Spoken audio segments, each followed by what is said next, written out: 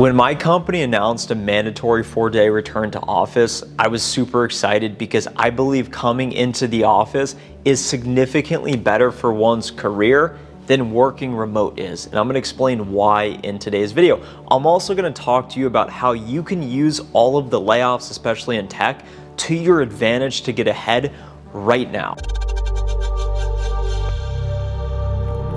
I come into the office 4 days a week.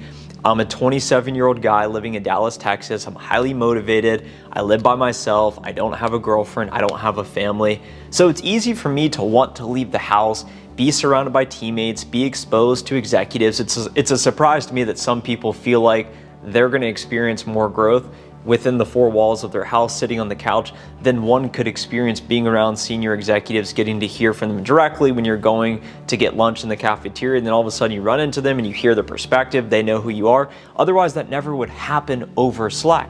If you're someone who's more established in your career, maybe you have a family, maybe you've already made a lot of money, you're already super successful, then it makes sense why remote work would be your preference, because commuting is inconvenient, it wastes a lot of time, and you probably want to spend more time with your children, your family, and have less resistance with having to come to the office, maybe getting exposed to people that you don't want to be around all day. So it totally makes sense why, if you're older, you're already rich, and you're more established, that working remote would play into your favor. But for the majority of us who are looking to make it and who are still on the rise in their career, like me, why would you possibly make the case that remote work would be more advantageous for your success? There's not one single perspective that I could imagine that would lead to more success working remotely. And imagine this right now. If you were the founder of a startup and you were competing against another startup and you could decide, would you rather they be fully remote virtual company, or would you rather them be in person 100% of the time?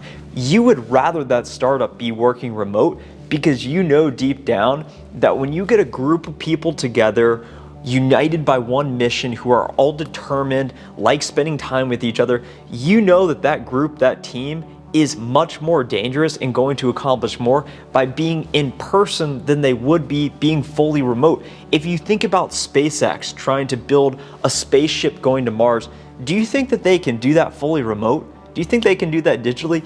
They can't. So if you work in a job that's repetitive, that isn't directly correlated to bottom line business outcomes, it makes sense why you want to work remote, because you may want to hide, you don't want the scrutiny. And that's why we're seeing so many layoffs right now, especially in tech, because what these companies realize is, hey, we actually don't need as many people as we thought we needed to achieve the business results that we want, such as growing revenue, becoming more profitable. Well, hey, we can lay off some people so that we can increase our profitability. And think about this, even if you don't like coming into the office, from the perspective of a senior leader at the company, do you think that senior leader takes person A or person B more serious? They have the exact same performance, but person A loves coming to the office, shows up each and every day with a smile, and is an advocate for their teammates to return to the office. Meanwhile, person B is always mopey and they're like, why are we having to come to the office? They're complaining about return to office. Person B is inherently less valuable to the company solely based on their attitude. So even if you're not more talented than other people like me, you can just decide, hey, I'm gonna have a fantastic experience coming to the office. I wanna make other people feel included. I wanna make other people laugh. I wanna make other people feel more optimistic about being here. And think about it. Do you have better interactions with other people in person or over a video communication tool? Would you rather go to a concert in person, or would you rather listen to a music video on YouTube? What do you think is going to be the better experience? And when you're in person with other people, you have these serendipitous opportunities where you could just be walking around, you run into someone, and then all of a sudden you start collaborating, you have this creative idea on a whiteboard that otherwise never would have happened, because when you're working fully digital, you have these meetings and then you message someone and you kind of feel like it's a task for them to respond to you, and it's not always immediate. But if I show up to your desk right here and I say, hey, what's up? How are you feeling? What are you thinking? What are you doing to be more successful? Okay, we're gonna get an immediate response. So the bottom line is that folks who go into the office and who adopt the new normal going back into the office will be more successful and will be more productive than the folks who are resistant to the changes, the folks who are living in the past, the folks who had to completely change the way they live and work in 2020.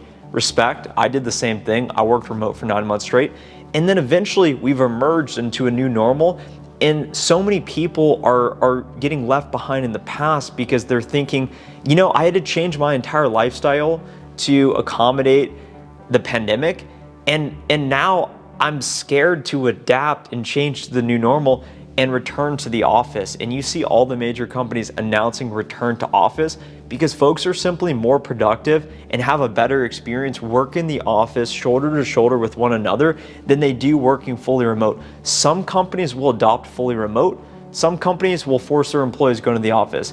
And over time, we will see which companies perform better. Every day I'm on LinkedIn, I hear about a new company doing layoffs. We have software companies like DocuSign that already did layoffs and now they're doing more layoffs. So this trend will continue as companies seek to become more profitable. So from your perspective as a frontline employee, I'm also a frontline salesperson, so I'm as susceptible to anyone to layoffs, but I'm less worried about layoffs than I am worried about diversifying my income. If you are sitting there watching this video right now and you do not have a secondary stream of income, if you do not have Wi-Fi income, money you're making from a side hustle via the internet, that should be more concerning to you than any layoffs happening. The reason why this is so important, and use this feeling of feeling like you're behind to take immediate action, because in 2020, when I was forced to work remote, I had all this extra free time and I had this realization, Trent, if you do not take action right now and capitalize on this opportunity, because I knew that wasn't gonna end anytime soon, then you're gonna get left behind. So what I did was I started this YouTube channel. I started aggressively posting videos every single day online. And then of course, over time it starts to build. And now I'm grateful each and every day that I decided to sacrifice my evenings to build this side hustle to the point where it's making over 6 figures a year and starting to contest my full-time career income. And now I have a lot more certainty, because if I were to get laid off, at least I could sustain my lifestyle and keep living and maybe just focus on that full time. I do want to continue working because I love my company. I love the opportunity ahead with what I'm doing in software sales. But if you're sitting there and you're dependent on your W-2 income, you get paid twice a month, and you do not have an additional income stream, you are more vulnerable than most because you cannot take as many risks. And if you were to lose that W-2 income, and I get messages from people every day who are looking for jobs, it's so hard to get hired right now. So what I would encourage you to do, if you don't have a job right now, try and find a job. Or if you do have a job, use that experience to build a brand around. It's not like I know anything that you don't. There's thousands of you watching right now who are also doing sales. All I do is talk about my tech sales career. I've talked about my highs, my lows, my experiences, my successes, my failures.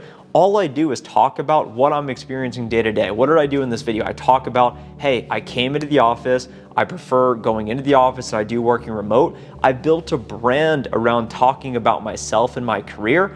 And then eventually there came a point where I was able to strategically monetize my brand by offering services to help people, such as with cold calling. On my website, softwaresalesguide.com, I offer a cold calling guide that's paid. I also offer a free how to break into tech sales guide so people can learn about how can they land high-paying tech sales jobs like I did. I made over $300,000 last year at age 26 working in tech sales just a few years out of college. It's possible for you too, but you need to start. So if you do not have another income stream and you're seeing all these layoffs, you're worried about being laid off, you're thinking, how can I work harder in my career? Figure out how can you get the career thing figured out, right?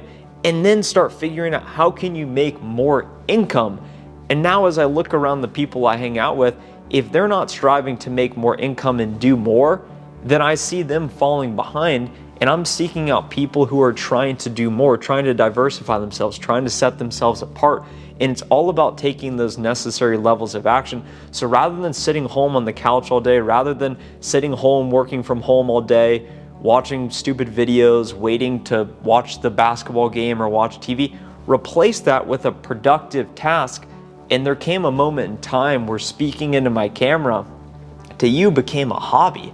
Now it makes me feel good intrinsically, and extrinsically it rewards me by allowing me to make money, diversify my income streams, help people, and open up opportunities and connections that I never thought were possible. So in summary here today, get into an office and diversify your income stream so that you can mitigate risk around being laid off, and you'll become recession proof, and you'll become more confident in your life because you'll start making more money, you can start investing more money, and it will put you on the path towards financial freedom so you can get there sooner rather than later. If you recognize value in today's video, subscribe to the channel now because it really helps, and I'll talk to you in the next video.